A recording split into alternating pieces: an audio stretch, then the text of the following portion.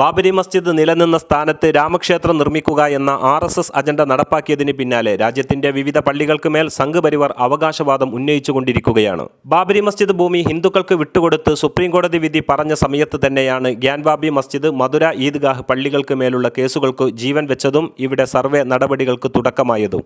ഇതേ ചൊല്ലിയുള്ള വ്യവഹാരങ്ങൾ നടന്നുകൊണ്ടിരിക്കെയാണ് ഇപ്പോൾ ഉത്തർപ്രദേശിലെ സംബാലിൽ പുതിയ അവകാശവാദം ഉയർന്നു വന്നിരിക്കുന്നത്. ഹിന്ദു ക്ഷേത്രം തകർത്താണ് പള്ളി നിർമ്മിച്ചത് എന്ന് ഹർജി വരുന്നു. അത് അപ്പടി സ്വീകരിച്ചു സർവേ നടത്താൻ ഉത്തരവിടുന്നു. അടുത്ത മണിക്കൂറുകളിൽ തന്നെ അഭിഭാഷക കമ്മീഷൻ സംഘം പള്ളിയിലെത്തി സർവേ നടത്തുന്നു.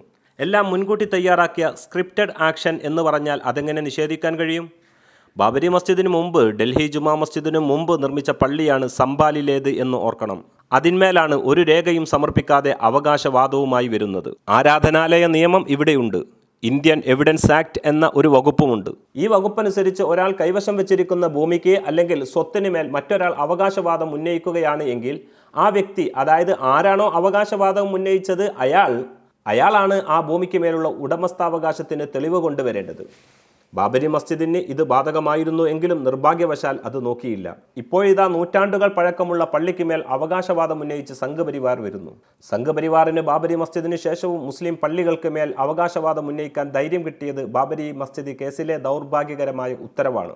അതിനപ്പുറം രാജ്യത്തെ ആരാധനാലയ നിയമം പുനഃപരിശോധിക്കണമെന്ന് ആവശ്യപ്പെട്ട് സംഘ് പരിവാർ കോടതിയിൽ വന്നപ്പോൾ അതിന് നിന്നുകൊടുത്ത, നമുക്ക് പരിശോധിക്കാം എന്ന നിലപാടെടുത്ത 2 ആഴ്ച മുമ്പ് വിരമിച്ച DY ചന്ദ്രചൂഡ് എന്ന അന്നത്തെ ചീഫ് ജസ്റ്റിസാണ്.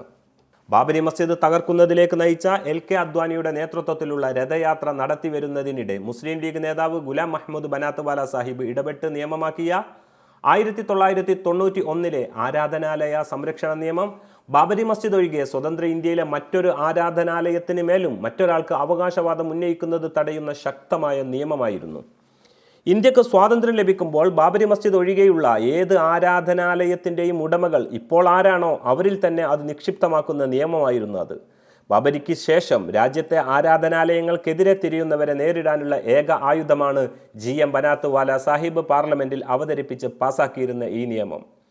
ഈ വിധി നിലനിൽക്കെയാണ് അതിന് വിരുദ്ധമായ നടപടി കോടതിയിൽ നിന്ന് ഗ്യാൻവാബി കേസിലും ഈദ്ഗാഹ് കേസിലും ഇപ്പോഴിതാ സംബാൽ വിഷയത്തിലും ഉണ്ടായിരിക്കുന്നത്. ഗ്യാൻവാബി ഈദ്ഗാഹ് കേസുകൾ കത്തിനിൽക്കെ രാഷ്ട്രപതിയെ കണ്ട് മുസ്ലിം നേതാക്കൾ ബോധിപ്പിച്ച ചില വിഷയങ്ങളുണ്ട്. അതിലൊന്ന് മറ്റുള്ളവരുടെ ആരാധനാലയം തകർത്ത് പള്ളി ഉണ്ടാക്കാൻ ഇസ്ലാം അനുവദിക്കുന്നില്ല എന്നായിരുന്നു. അത് വാസ്തവവുമാണ്.